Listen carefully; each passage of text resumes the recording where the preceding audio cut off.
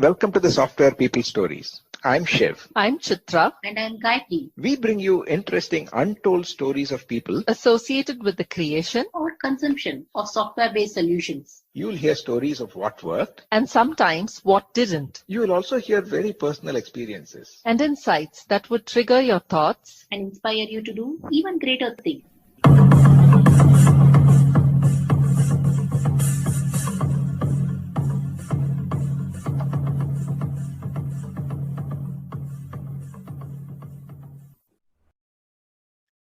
I continue my conversation with Jeremy Snyder, the founder and CEO of firetail.io, an end-to-end API security startup. Towards the end of the first part, I asked Jeremy how a developer should think, particularly when using APIs, with so many moving parts from security and performance aspects. He answers that and continues to share his story relating to the extensive experience his co-founder has with API-based architectures and implementations, and how APIs could either implement business functions or offer specific extracts of data held in their applications, and what would be some considerations for integrating or using such APIs. How they first spent time in understanding how APIs could be compromised to pick the scope for what their company Firetail should be addressing, and how many breaches are related to authentication and authorization, and hence why a zero trust approach is very critical, and the good practice of sharing only minimum data that needs to be shared. He talks about the importance of a central logging approach. And then I asked him how he manages to get a good night's sleep while playing a very crucial role in the chain of enterprise security, that too in an API-based solution for all his clients. He then shares his personal practices to handle pressure and how to stay calm at work. I was curious to know what is the story behind naming their company Firetail, which he explains. He is also a polyglot, and I asked him about how he developed an interest in learning many languages. And then Jeremy asked me questions about my linguistic interests. So I do also share some of my experiences. And finally, he shares his career tips. And on my request, he shares a wish for the listeners in Finnish. Don't worry, he also shares the same message in English for those who don't follow Finnish. Listen on. So while the concept of APIs is so powerful and it lets you literally build fairly complex and cooperating systems, how should a developer think when using APIs? Because it's a completely different scale and so many different moving parts. How do you, again, from a security point of view, and of course, usually one thinks about the performance with all this. Yeah. Yeah. Any thoughts on that? Wow, so many thoughts on that. Okay. We've done a lot of research around this, and in fact, my co-founder, is a developer with a long history of API experience, building APIs, consuming third-party APIs, integrating APIs. I mean, almost everything you could think of with an API that you can do, he's done at some point. Okay. And he and I were talking about this when we very first started the company, and we started trying to understand, okay, how should a developer think about building a secure API? And we had a couple of observations. So number one is actually APIs are kind of unique. They're unique because they not only expose data, but they expose business functions. So if you think about some of the most common APIs that get consumed today, you can think about services like Twilio or Stripe. These are third-party services exposed to developers via APIs. And with an API call, you can send a text message, make a phone call, push an authentication code, but you can also process a credit card payment, right? So we're implementing business functions. And then at the same time, when we're building our own APIs, we're very often exposing a data set. Or if you think about, let's say, the Facebook API, I can get Shiv's profile and I can maybe get Shiv's friends, right? And I can maybe get some information about Shiv's interests and likes and, those of his friends in his network and so on, right? So we have this kind of unique combination of critical business function and sensitive data behind APIs. Yeah. So that was one consideration that we thought of from the very beginning. It's like, wow, you actually need to defend your API against abuse for both for calling functions and for accessing data. Number two, when we started firetail, we actually started creating a database of all of the API-based data breaches that we could find. And we started to analyze them. And the reason that we did that was we wanted to understand what goes wrong. Either, what are attackers going after, or what are the mistakes that developers are making in their API design. And so we looked at probably like 50, 60 cases by now. And some of the things that we observed is that in the majority of cases, it does come down to something that a developer didn't do properly on the design of the API. Okay. Usually it's authentication and authorization related. Sometimes it's also related to data handling. Very common example is that APIs often return more data in response to a query than is actually required. So let's say, like, if I'm trying to pull up your profile on LinkedIn or something like that, when I'm using the mobile app, it's actually pulling up your profile over an API. Okay. Maybe the profile only shows me first name, last name, company, title, whatever, but actually the API request may return first name, last name, email, home address, phone number, all of this extra data, and they just rely on the LinkedIn mobile app to not display that data to me. So, that's another example of a problem that we see that developers are sometimes like mistakenly configuring on their APIs. So basically the things that we would say, like the high level guidance for most developers is A, make sure you're authenticating. B, make sure you're doing authorization of each request against the function being called and against the data being requested. And you have to do that authorization on the server side. And that is something that, like, we've actually seen go wrong in a number of cases.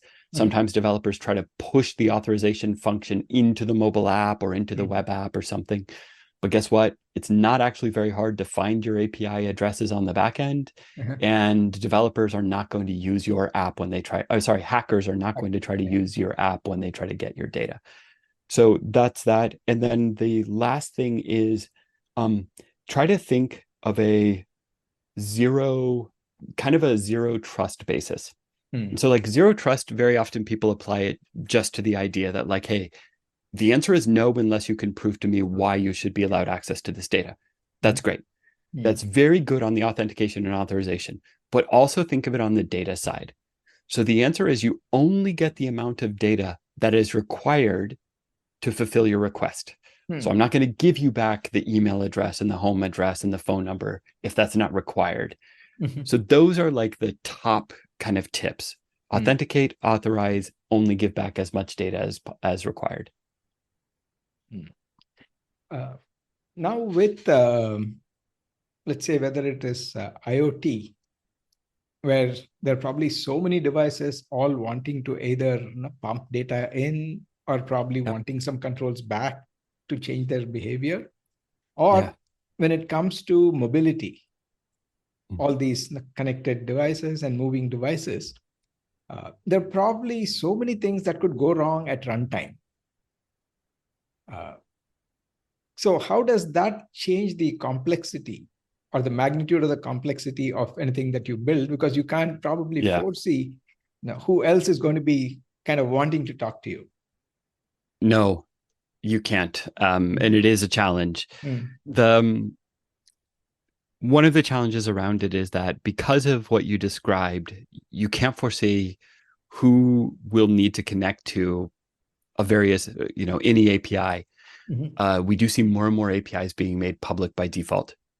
And that's not necessarily a bad thing if you've put the other controls in place, But if you're putting an API public and you don't have good authentication, authorization, data management, whatever, that's a pretty high risk. So that's one. But in terms of, let's say, mitigations and best practices around it, I think central logging is actually one of the most important things. You can't know in advance everything that an attacker will try against your API. You can't know in advance all of the normal behaviors that might come out of your API.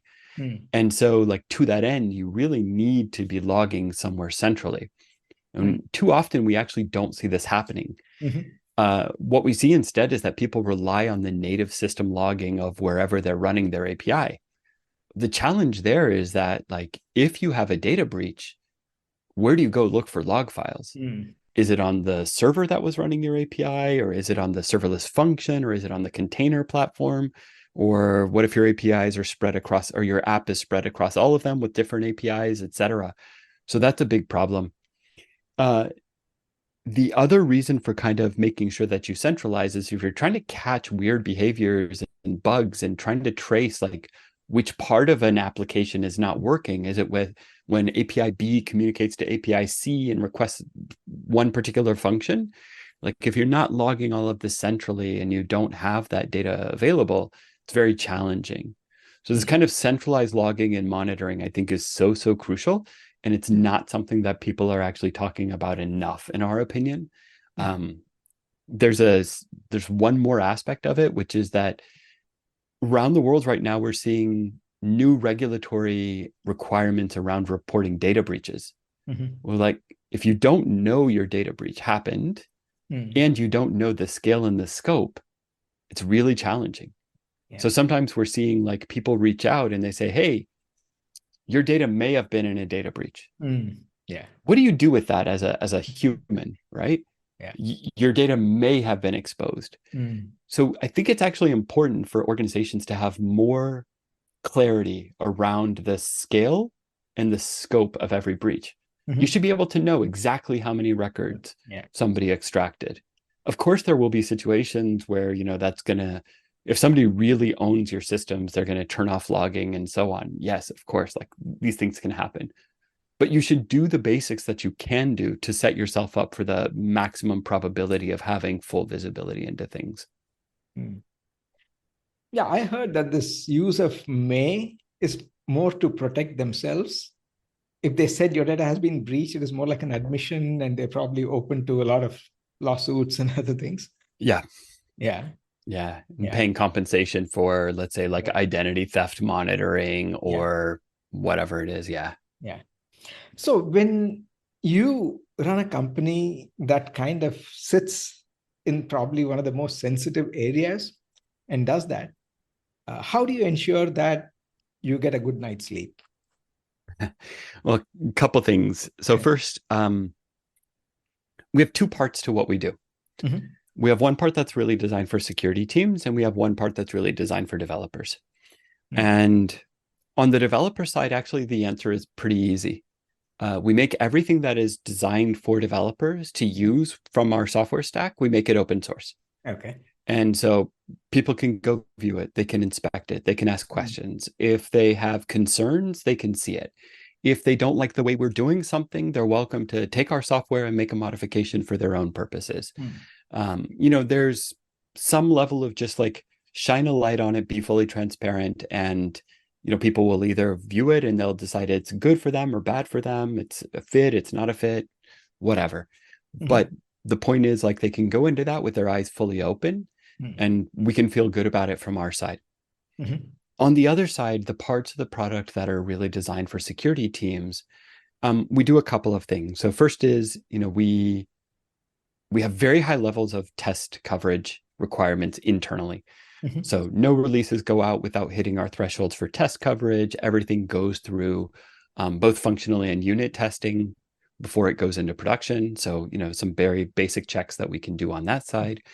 We also run some security practices around our software development lifecycle. So we do very regular reviews on all of the third-party components that we're using, all the vulnerabilities included in them. We have a process that we go through.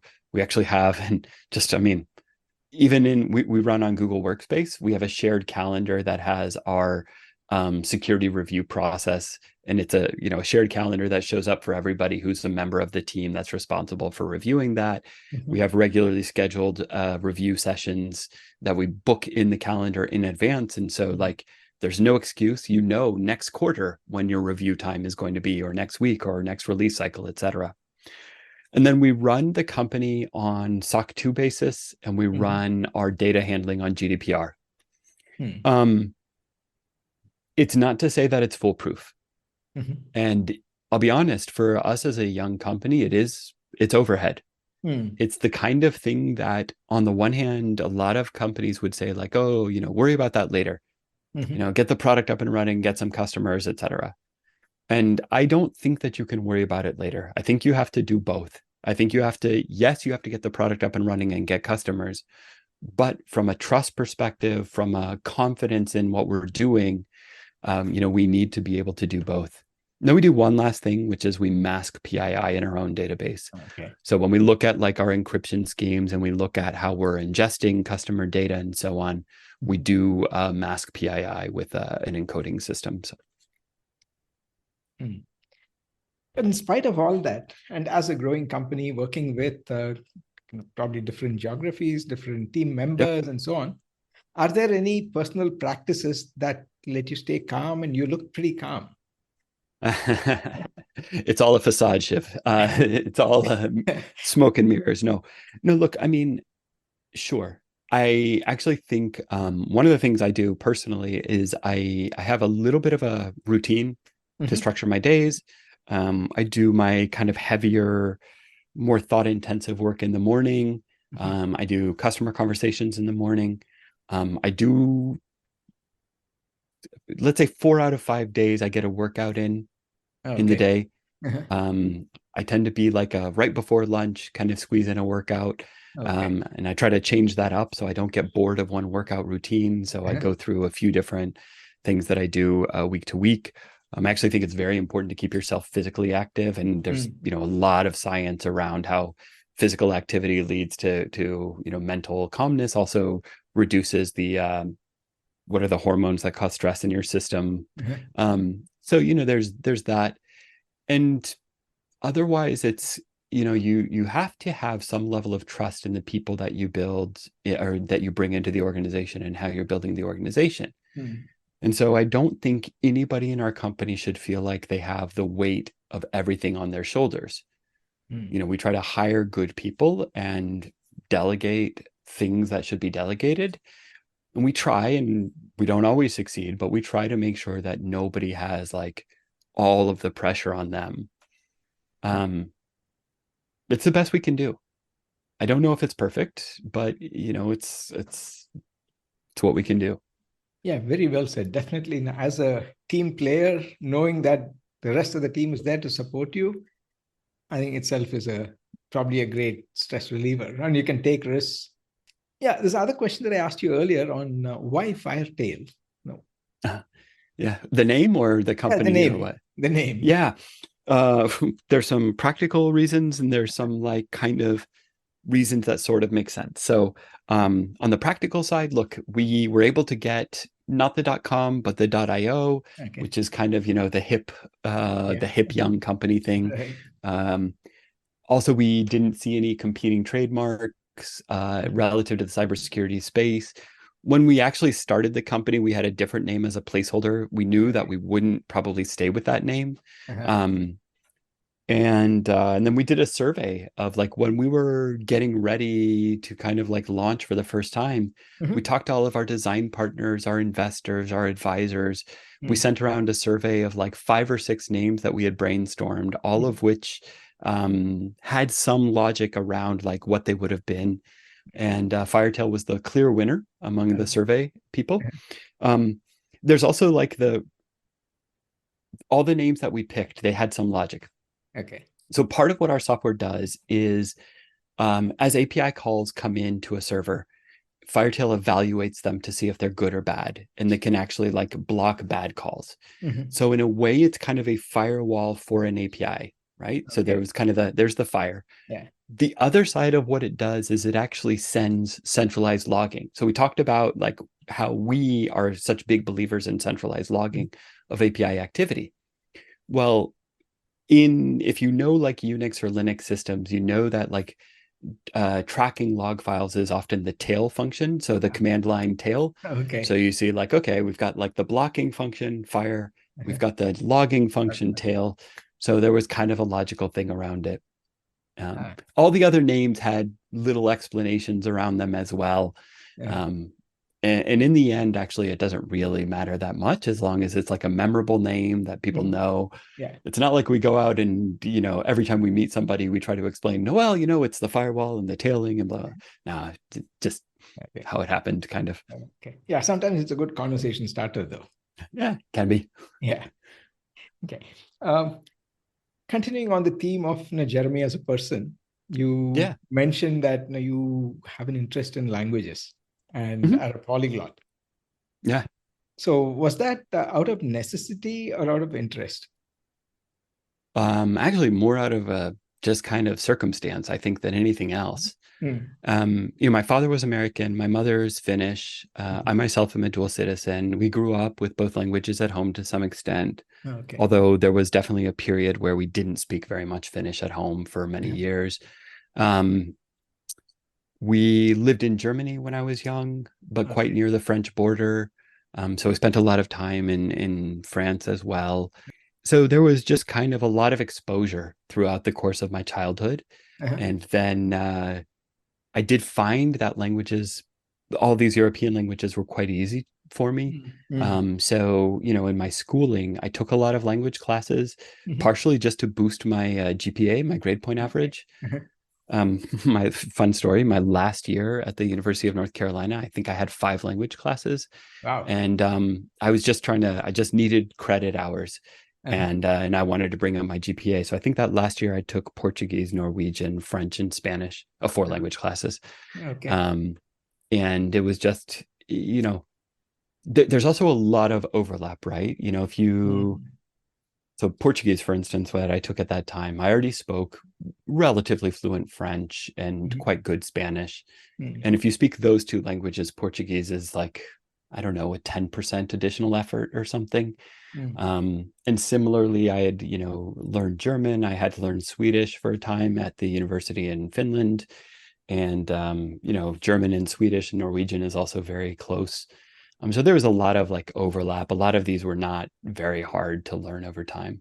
Unfortunately, like a couple of those have really faded away. Like if you asked me today to have a conversation in Norwegian and Swedish, I really don't think I could do it. And most of the others, I think I still hold my own. I have demoed our product in Spanish, in French, in Portuguese, in Finnish. Wow. So yeah, I try to stay on top of it. And thankfully, I usually get an opportunity. I think the one that I don't get much of a chance to speak very much is French, unfortunately, because I was an exchange student in France when I was young. I love the language. I really enjoyed the time that I spent there and so on. But I just don't run into a lot of situations where, I need to speak French. Yeah. Okay. Yeah, I also have an interest in languages and picked up a few, but then one of the problems I used to run into, because I don't use them actively, you start with one language and suddenly some other words creep in. Sure. Midway through the sentence. Yeah. Okay. I think most Indians that I know speak at least 3 languages. So how about you, Shiv? And the total number of languages will probably be around 10 or 11. Many of them are Indian languages, plus, of course, I learned German.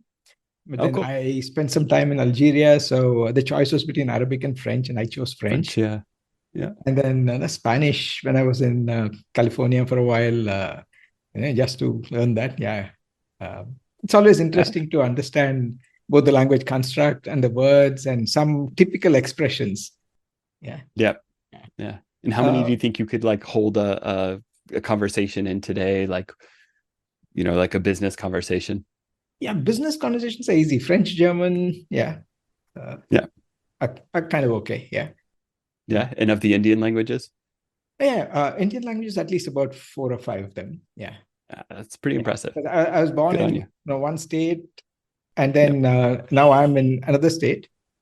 Plus, there are a couple of other things. My father used to work in another state where when we were kids, they used to talk in that language so that we don't understand. So it was more imperative for us to learn, to know what they were talking. So each one probably had some reason to. See, before we close, I usually like to ask our guests some career tips. Yeah. In your case, if somebody is considering a career in the security space or the space that you are in, for two segments of people. One, those who are wanting to start a career in IT, and those who are probably going through a midlife crisis of sorts, when they've done something, saying, what am I doing here? And should I change my specialization or should I get into this? What would be your tips? Yeah. So, well, let me start by saying I actually thought I was done with cybersecurity a couple of years back. I was thinking about like either getting out of IT altogether or moving into a different direction of IT. And then the pandemic happened. And during the pandemic, we realized that how important the development of the vaccines would be. And it so happened that the company that I was working for at the time, we knew that our software was being used to protect lab environments where the vaccine was being developed, and or a couple of the vaccines were being developed. And so I really realized, like, okay, I'm not the scientist. I can't do the biology. I don't know the biology. But there is both an enabling function of being able to provide people safe environments to do their work. That is super critical work. And there is also a mission function, because we also knew at that time that criminals and certain nation states were really heavily targeting those organizations. And so one thing I would say, especially to those who are, let's say, mid-career and considering a change, is cybersecurity is actually one of the areas where you can feel a strong mission around what you're doing, like an inherent value that you deliver to your customers and to the organizations that are, that you're helping out. So I think there's actually like a very compelling reason to consider this direction. On a practical side, how do you think about getting into it? And this is something where, like, I host another podcast from time to time, and I've talked to a lot of people around kind of getting into it. And a lot of people talk about getting into cybersecurity through, entry level kind of analyst functions. And analyst roles can be very challenging. They can be interesting. It all depends on the organization that you join and how they treat their analysts. I have seen certain companies where an analyst role is kind of a dead end job. You're analyst 1, then you become analyst 2, then you become analyst 3, but fundamentally you're working in a security operations center or a SOC for 30 to 40 hours a week, and you're analyzing cases. What you want to look for is an organization where you have the possibility to go analyst 1, maybe analyst 2, and then you have a number of different options after that. So that's one, is I would say, like, you may have to start from the analyst perspective, but you can look for an organization where you have the opportunity to branch out. The other thing I would say, though, is I actually see a big convergence coming. There's been talk recently of how the CISO role, the Chief Information Security Officer role, is evolving actually to like taking over IT. And if I think back to like at the beginning of my career, for a long time, it was like IT included security, but IT was the main function. And now we see with the shift in infrastructure that like things got parallel for a while. There was like IT and security, separate organizations. One worked on infrastructure, one worked on security events. And now we see actually with a lot of third-party providers, kind of cloud plus SaaS, those organizations are taking care of the IT infrastructure side of things. So actually the importance is more on the security side. So I think if you kind of position yourself in a way where you have skills that are applicable for IT or security or for programming, because actually there's too much data being generated in security organizations. So if you have data analysis and programming skills, that will serve you well as well. Then on a practical note, I would say really read a lot. So I use Feedly. I have about 20 feeds of different things that come in. I don't read all of them, but when I see a headline that sounds like something new or something interesting, I save it for later.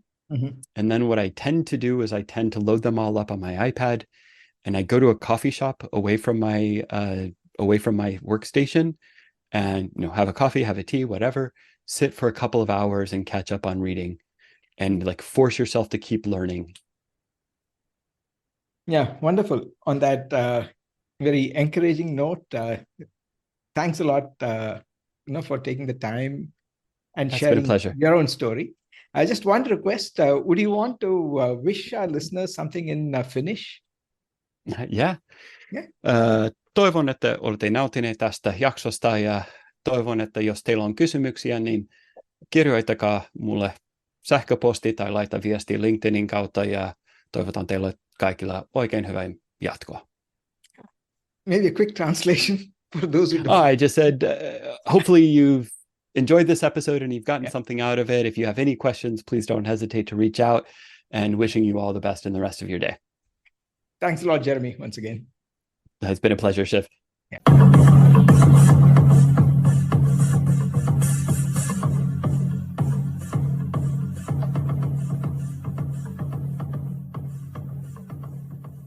We thank Siddharth for the music and Anita for promoting the Software People stories. If you like this episode, Please subscribe on your favorite podcast client. And spread the word in your network. if you'd like to share your story, Contact us at podcasts@pm-powerconsulting.com.